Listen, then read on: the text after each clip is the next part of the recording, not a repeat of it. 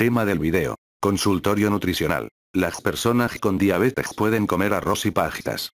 ¿Cuándo hay que seguir una dieta sin gluten? ¿Qué es el seitán? ¿Por qué los bebés no deben comer espinacas y acelgas?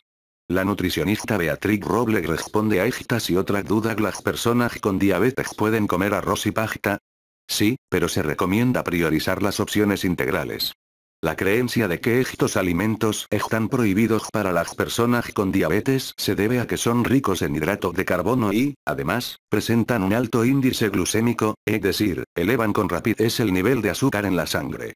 Sin embargo, la Asociación Estadounidense de Diabetes, ADA, considera que sustituir alimentos de alto índice glucémico por otros con un índice bajo solo podría mejorar modestamente el control glucémico. Esta misma institución propone que el patrón dietético de una persona con diabetes debe ser el mismo que el de una persona sana, lo que implica que puede tomar hidratos de carbono procedentes de vegetales, fruta, legumbres, lácteos y cereales como arroz, pan o pajita. En el caso de los diabéticos, es especialmente importante que se prioricen las opciones integrales. La dieta de cada paciente debe ser individualizada y adaptarse a las necesidades de hidratos de carbono, las pautas de tratamiento farmacológico y las rutinas y horarios establecidos para controlar la glucemia. El arroz y la pasta integrales pueden estar presentes. ¿El pan de masa madre es un alimento probiótico? No. La masa madre activa es una mezcla de bacterias acidolácticas y levaduras que realizan la fermentación del pan, pero se destruyen en el horneado y no están vivas en el producto final, requisito imprescindible de un probiótico. Si se usa masa madre inactiva se consiguen olores y sabores deseables, pero no es responsable de la fermentación. ¿Cuál es la diferencia entre los huevos camperos y los de gallinas criadas en suelo? La cría en suelo se realiza en naves en las que hay un máximo de 9 animales por metro cuadrado, de modo que pueden desplazarse libremente y usar aseladeros, perchas en las que se suben para dormir, pero no pueden salir al aire libre. Las gallinas camperas sí tienen acceso a una zona exterior con vegetación de forma ininterrumpida a lo largo del día, al menos durante la mitad de su vida, lo que les permite desarrollar un comportamiento más similar al que tienen en la naturaleza. Para saber de qué tipo de cría provienen unos huevos solo hace falta fijarse en la cáscara.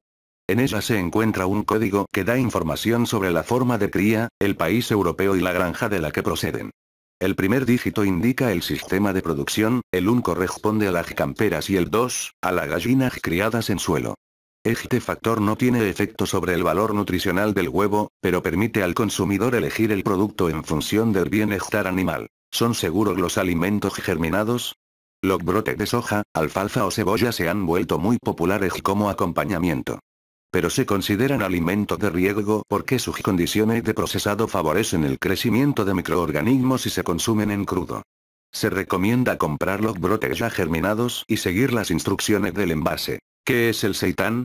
Este alimento proteico se elabora con gluten de trigo hervido a fuego lento, tradicionalmente con salsa de soja, ajo y jengibre. Según el tiempo de cocción, se obtiene una masa densa o más esponjosa de textura similar a la carne, con unas propiedades tecnológicas que permiten emplearlo como sustituto vegetal en distintas preparaciones y presentaciones culinarias, asado, guisado, como hamburguesa. Sin embargo, desde el punto de vista nutricional no aporta proteína de buena calidad, ya que es deficitario en lisina, un aminoácido esencial, y no presenta buena digestibilidad. La proteína no se absorbe, a diferencia de otras fuentes de proteína vegetal, como la soja o los garbanzos. ¿Por qué no se recomienda que los niños pequeños coman verduras de hoja verde? La Agencia Española de Seguridad Alimentaria y Nutrición, AESAN, aconseja no incluir acelgas y espinacas en los purés para menores de 1 año y limitarlas en niños de 1 a 3 años a una ración al día, por su contenido en nitratos, pueden causar metahemoglobinemia en niños de corta edad.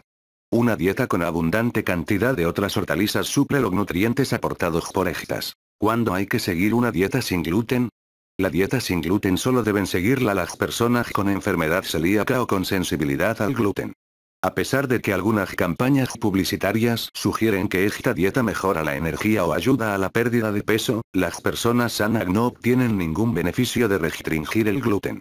Al eliminarlo de la alimentación se reduce el consumo de fibra a partir de cereales integrales. Se está estudiando si una dieta libre de gluten podría ser positiva para el tratamiento de patologías como la fibromialgia, el trastorno de déficit de atención e hiperactividad o el síndrome de intestino irritable. Sin embargo, esto carece de evidencia, o los beneficios solo se presentan cuando, además de dichas patologías, existe enfermedad celíaca. Ante la sospecha de que pueda haber una intolerancia al gluten, está contraindicado eliminarlo de la dieta, ya que puede interferir en el diagnóstico. Para obtener resultados fiables, el paciente tiene que estar consumiéndolo. La dieta sin gluten no debe basarse en productos formulados como sin gluten pan, bollería, cereales, sino en alimento libre de gluten de forma natural. Frutas, hortalizas, legumbres, semillas, aceite de oliva, carnes y pescados frescos. Los que contienen gluten de forma natural son algunos cereales: trigo, centeno, cebada y avena. Tema del video. Deberías empezar a comer arroz recalentado en lugar de recién cocinado, y esta es la razón. Enfriar el arroz puede ayudar a reducir los picos de azúcar en la sangre después de comer, tal y como sugiere un pequeño estudio recientemente publicado. Un tipo de carbohidrato llamado almidón resistente se desarrolla cuando los alimentos ricos en carbohidratos se asientan después de cocinarlos. El almidón resistente puede ayudar a equilibrar el azúcar en la sangre y regular tanto el apetito como la energía a lo largo del día. Comienza el día bien informado con la selección de noticias de Business Insider España. Suscríbete gratis aquí. Comer arroz recalentado en lugar de recién cocinado puede retardar los picos de azúcar en la sangre en personas con diabetes, según un pequeño estudio publicado el pasado 16 de abril en la revista Nutrition and Diabetes. Un grupo de investigadores polacos de la Universidad de Ciencia Médica de Poznań estudió a 32 pacientes con diabetes tipo 1, comparando sus niveles de azúcar en la sangre después de comer dos comidas de prueba diferentes. Una comida era arroz blanco de grano largo, alrededor de 46 gramos de carbohidratos, preparado y servido de inmediato. La otra era la misma porción de arroz, pero que se dejó enfriar previamente en el refrigerador durante 24 horas. Después, se recalentó y se sirvió. ¿Por qué deberías esperar a que el arroz se enfríe para comerlo? Los autores averiguaron que cuando los participantes comían arroz enfriado, sus niveles de azúcar en la sangre eran significativamente más estables, con un aumento menor en general y un tiempo más corto para alcanzar el pico máximo de glucosa que cuando comían arroz fresco y recién cocinado. Los resultados sugieren que los carbohidratos enfriados como el arroz pueden ayudar a controlar el azúcar en la sangre, según los investigadores, gracias a un tipo específico conocido como almidón resistente. La porción refrigerada de arroz en el estudio contenía significativamente más almidón resistente que el arroz fresco. La evidencia apunta a que el almidón resistente se digiere más lentamente. Como resultado, este componente podría ayudar a equilibrar la absorción de otros carbohidratos para equilibrar el azúcar en la sangre, de forma similar a la fibra. Si bien el estudio es pequeño y se centró en una población específica, la literatura científica previa respalda la idea de que enfriar los alimentos ricos en carbohidratos puede cambiar la manera en que se absorben. En este aspecto destaca un informe por estilo publicado en 2015 y realizado en personas sin diabetes. Los hallazgos fueron similares y apuntaron a que el arroz enfriado causa un aumento menor en el azúcar en la sangre. Los expertos dicen que obtener un almidón más resistente de los carbohidratos enfriados también tiene otros beneficios, como regular el apetito para mantenerte lleno después de las comidas, prevenir las caídas de energía o incluso ayudar con la pérdida de peso si las personas están en una misión de pérdida de grasa corporal y buscan nivelar sus niveles de azúcar en la sangre, o si buscan aumentar su productividad y evitar las caídas de la tarde. Podría ser beneficioso probar y consumir almidón más resistente, señala a Insider la nutricionista Rhiannon Lamberts. Tema del video: dieta para la diabetes, alimentos recomendados y otros que se deben evitar. Los pacientes con diabetes pueden crear menús equilibrados utilizando productos habituales. La Organización Mundial de la Salud, OMS, define la diabetes mellitus como una enfermedad crónica que aparece cuando el páncreas no produce insulina suficiente o cuando el organismo no utiliza eficazmente la insulina que produce. El efecto de la diabetes no controlada es la hiperglucemia, es decir, el aumento del azúcar en la sangre. Por lo tanto, la nutrición de una persona que padece diabetes está asociada a la producción de insulina. La Fundación para la Diabetes afirma que la insulina es una hormona del aparato digestivo que tiene la misión de facilitar que la glucosa que circula en la sangre penetre en las células y sea aprovechada como energía. Esta hormona se produce en el páncreas, concretamente en las células beta pancreáticas. Cuando se empieza a comer alimentos que contienen hidratos de carbono, se activan unos sensores y el páncreas empieza a producir insulina que libera directamente a la sangre. Alimentos no recomendados. Según Serafín Murillo, asesor en nutrición y deporte de la Fundación para la Diabetes y nutricionista e investigador del Centro de Investigación Biomédica, Ciberdem, en Barcelona, dentro de los hidratos de carbono existen dos grupos que se deben tener en cuenta en la alimentación de las personas con diabetes. Azúcares. Azúcar de mesa, algunos edulcorantes como la fructosa, frutas y zumos de frutas, leche y yogur, dulces, bebidas azucaradas, chocolate y productos de bollería o pastelería. Almidones. Presentes en los alimentos farináceos como arroz, pasta, patata, legumbres, pan, cereales, bollería y pastelería. Los azúcares pertenecen al grupo de los hidratos de carbono. Por tanto, se entiende que los azúcares presentes en un dulce o un pastel aumentarán los niveles de glucosa en sangre de forma similar al almidón que contiene el pan, el arroz o las papas. Se deben evitar mayoritariamente. Algunas frutas contienen más azúcar que otras, pero eso no significa que una persona con diabetes no pueda comerlas. De acuerdo con la Clínica Mayo, una porción de fruta debe contener 15 gramos de carbohidratos.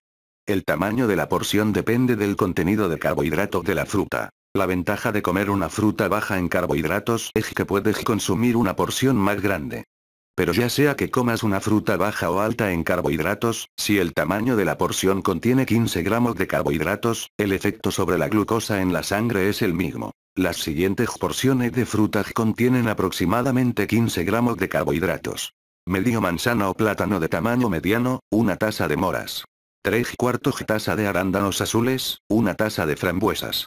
1/4 taza de fresas enteras, una taza de melón cantalupo o melón dulce en cubos. Alimentos que puede incorporar a la dieta de acuerdo al libro manual para pacientes con diabetes tipo 2, escrito por Carolina de Gicalzo, licenciada en nutrición por la Universidad del Salvador, USAL, de Buenos Aires, Argentina, y Jorge Aldrete Velasco, especialista certificado en medicina interna con experiencia en investigación clínica. Existen alimentos que se recomienda incorporar a la dieta de personas que padecen esta enfermedad. Algunos de estos alimentos son espinaca o acelga, pescados, yogur bajos en grasa y sin azúcar, aceite de oliva, aguacate, quinoa, arándanos, frutos secos y leguminosas. Los autores mencionan que un alimento tan popular como, por ejemplo, el aguacate tiene un excelente aporte de ácidos grasos protectores para el cerebro y corazón.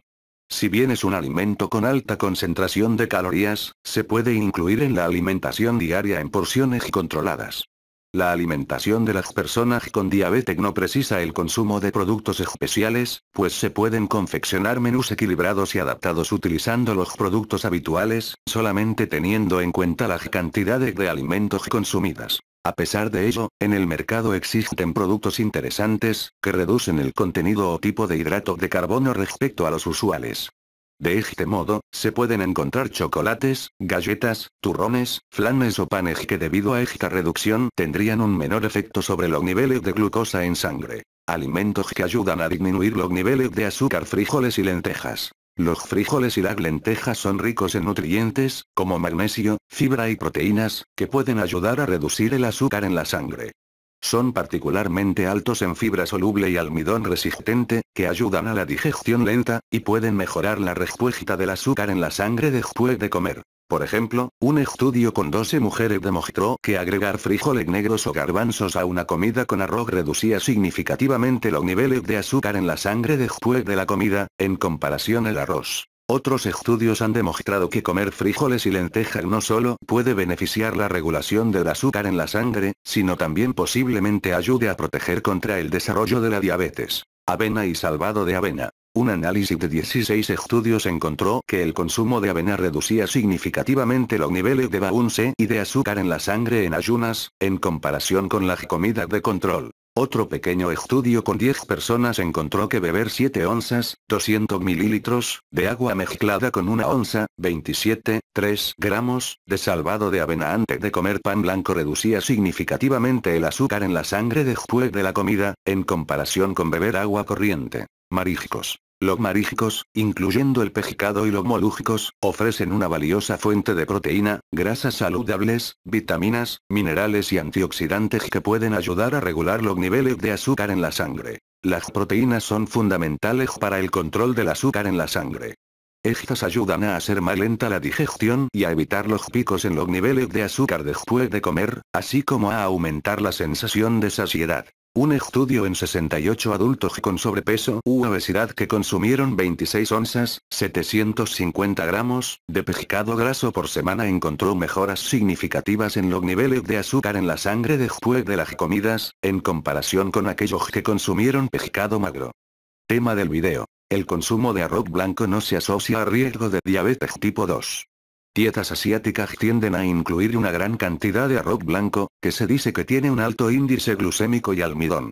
Es por esto que el consumo de arroz blanco se dice que aumenta el riesgo de desarrollar niveles altos de azúcar en la sangre, lo que conduce a la diabetes tipo 2. Sin embargo, un nuevo estudio publicado en el European Journal of Nutrition dice que el alto consumo de arroz no se asocia con un mayor riesgo de diabetes tipo 2. El estudio, que fue realizado por la Universidad Nacional de Singapur, NUS, se centró en la incidencia de la diabetes en las poblaciones de Asia, ya que sus dietas tienden a ser ricas en arroz blanco.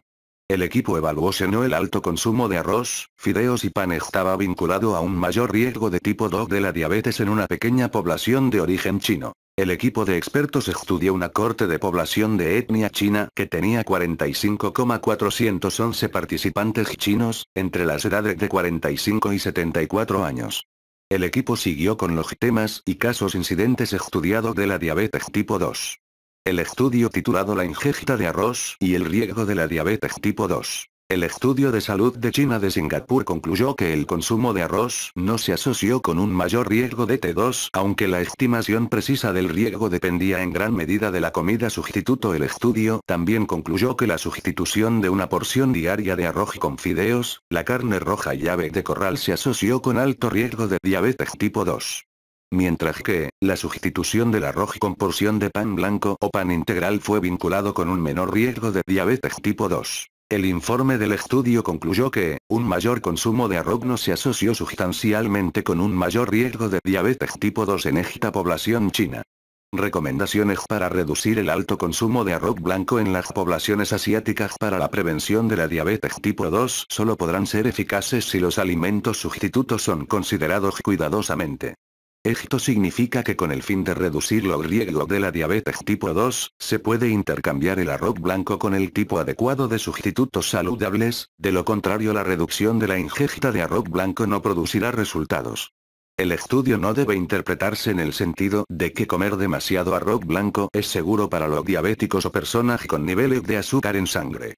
De hecho, por el contrario, este estudio corrobora aún más la necesidad de que las personas con diabetes deben elegir alimentos saludables, basándose únicamente en la opinión experta de los nutricionistas o dietistas.